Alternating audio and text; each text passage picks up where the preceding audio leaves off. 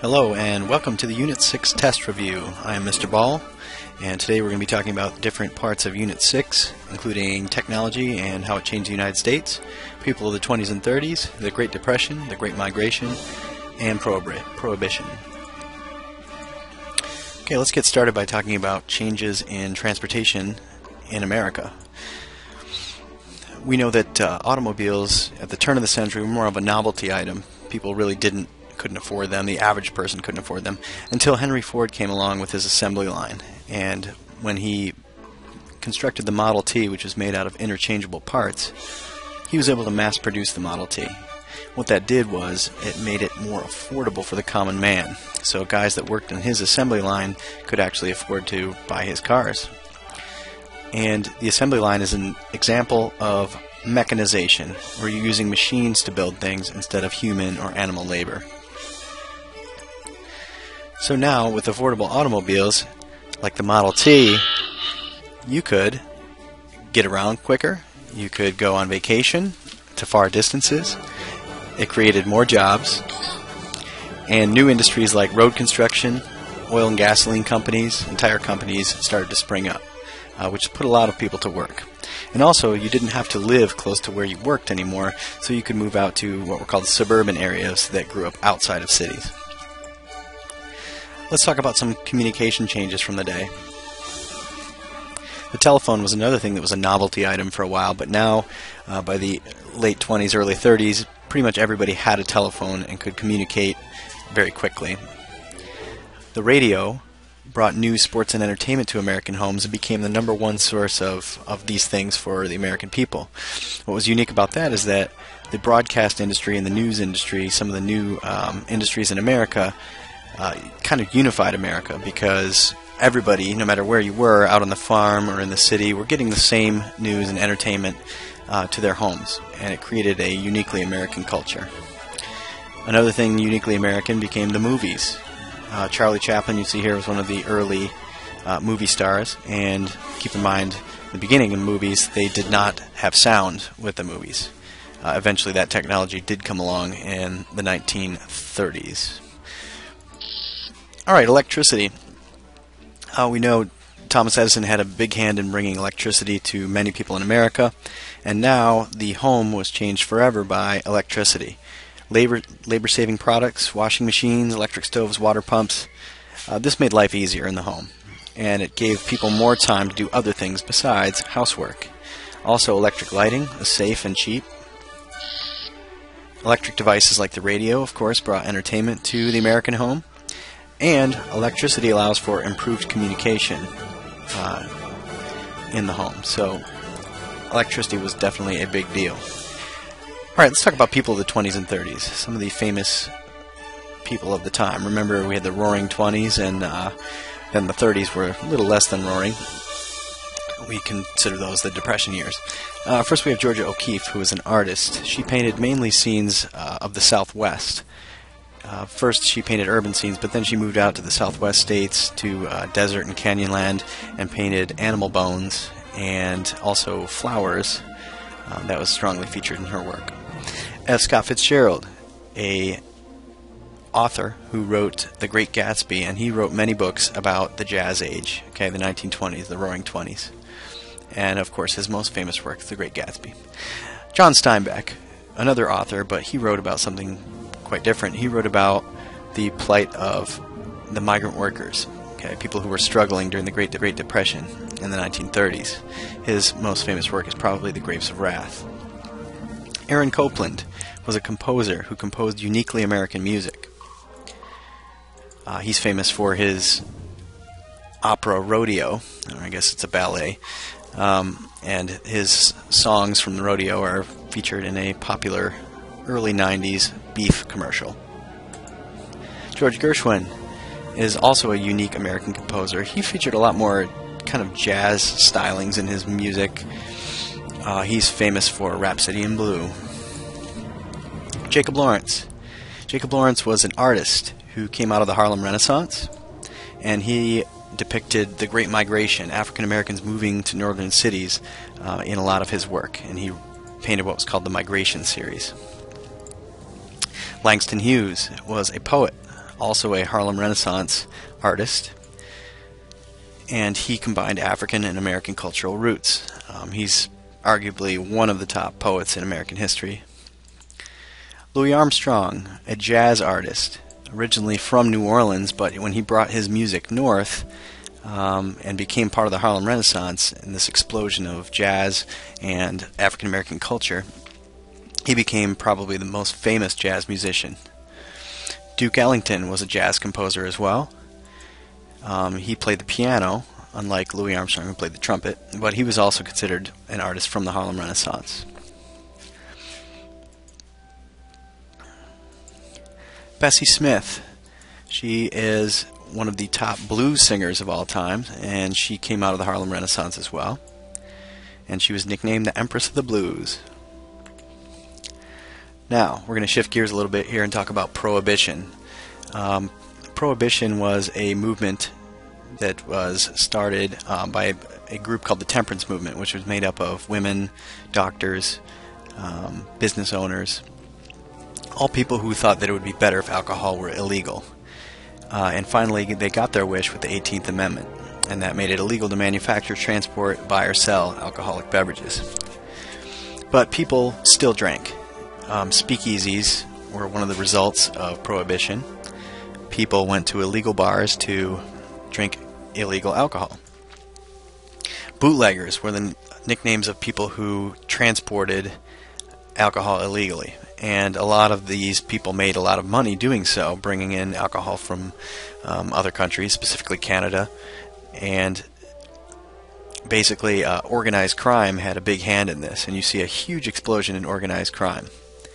Eventually, however, there were so many problems created by Prohibition that it was not worth it anymore, and the amendment is repealed by the 21st Amendment. So this was the first amendment that was ever completely repealed in 1933. Alright, the Great Migration, north and west, describes the movement of African Americans from rural south to more urban areas. Cities, specifically New York, Detroit, Los Angeles in the west, all places where there were many jobs available. Here you see a map of the movement of people from the south, 2 points north and west. You can see they kind of follow these corridors here. From the southeast, they moved up to the cities along the east coast here. In the middle south, they moved up to mainly midwestern cities, Detroit, Chicago, Milwaukee. And over here in the west, typically people moved out to LA and Oakland.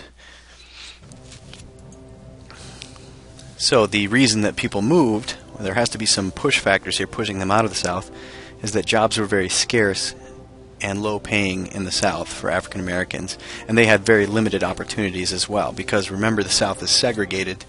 A lot of the jobs were just simply not available to African Americans. And also, there was, through those Jim Crow laws and through organizations like the Ku Klux Klan, there was discrimination, and there was also violence aimed at African Americans in the South. So it was just not a very good place to be.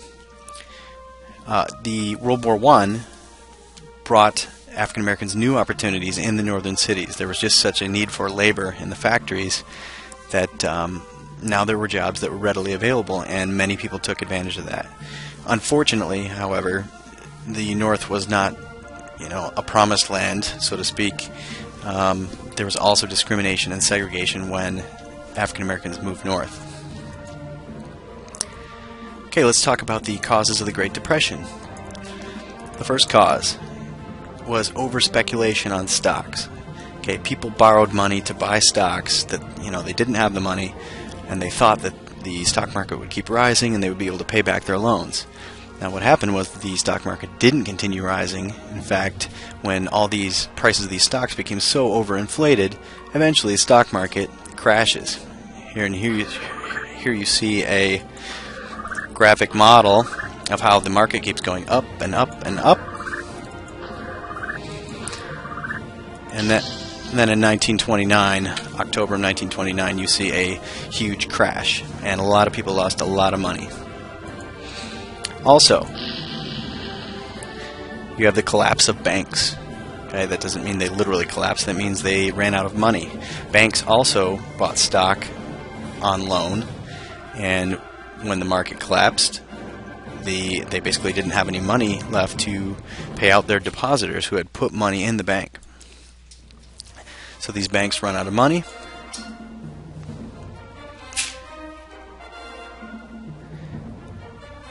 And if you think of all these people borrowing money to buy stock that all of a sudden didn't have the money, you could see why banks basically had to fold. They just didn't have any money. And there was a run on the banks. People went to these banks to try to get their money out, and the bank said, well, too bad, so sad, we don't have your money.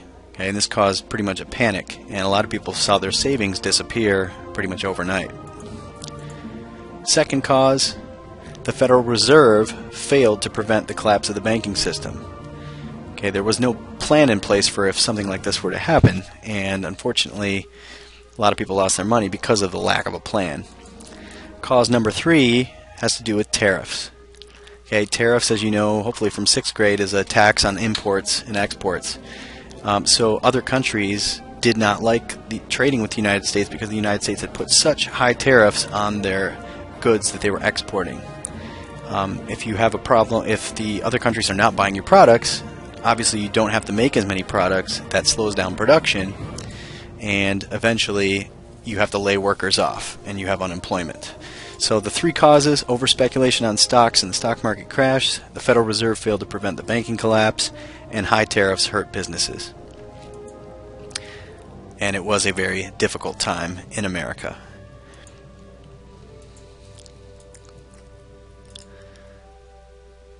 As we can see by this animated America.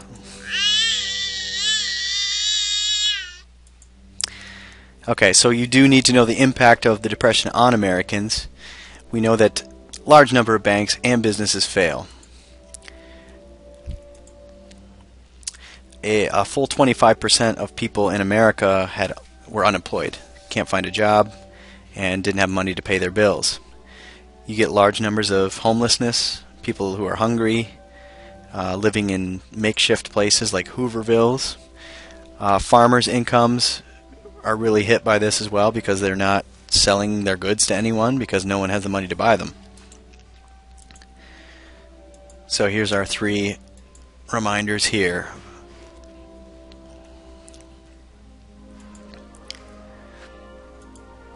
So, how do we get out of this mess? Well, there's a new president elected in 1932, Franklin Delano Roosevelt, and he has a plan to get the U.S. out of the Depression.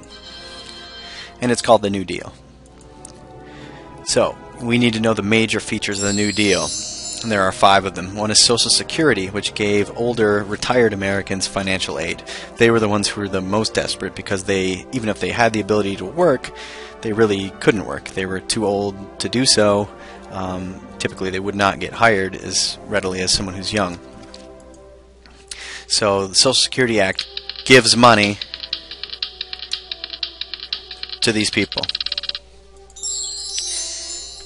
Okay, federal work programs give unemployed Americans jobs. The government says, okay, we're going to do things like build roads, we're going to build bridges, things that everybody needs, and we're going to put the American people to work doing these things, and we're going to pay them.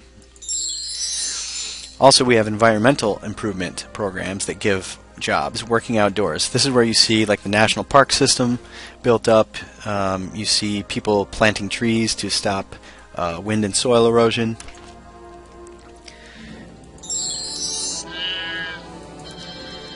And we have people helping farmers. The farm assistance programs helped farmers with low-interest loans that allowed them to buy seed and equipment at a low interest rate, and they were able to save their farms. Okay, so here are four items, features of the New Deal.